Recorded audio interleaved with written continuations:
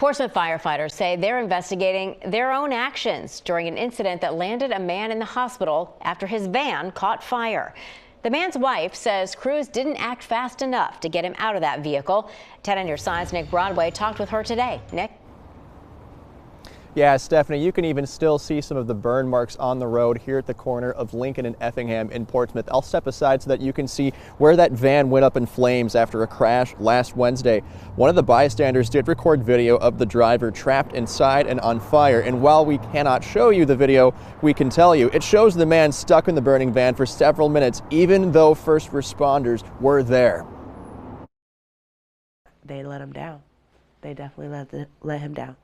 Home with their 4 kids, Amber Harris is juggling family life with helping her husband Calvin, now in the hospital with burns all over his upper body. She says he can barely move his hands. He can't hold a spoon, he can't hold a cup, let alone hold his babies or hold a football.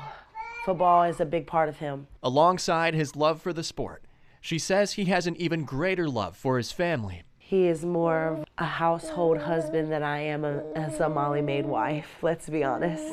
He cooks, he cleans, he bathes my babies. He is the rock of our family. The good news is he's no longer in the ICU, but his road to recovery is expected to be a long one. He will fight. He's not going to give up. As his fight carries on in the hospital, Amber is fighting for answers. His family is suffering. Him personally is suffering from what I feel is negligence on the city. Bystander video shows Calvin Harris trapped in the burning van, unable to get out. Multiple firefighters and police officers are seen surrounding the van, putting out the flames.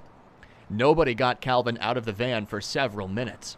I feel that the city let him down. So hopefully, I'm praying that he can still play football eventually one day. It just might be a little while. 10 on your side reached out to the Portsmouth Fire Department.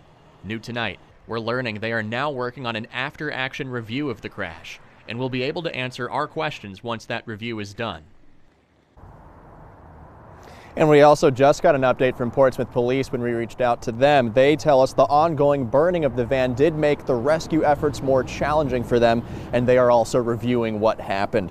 Now, the family does have a GoFundMe page online to help with medical expenses. We'll have a link to that with this story on wavy.com. Reporting live in Portsmouth, Nick Broadway, 10 on your side.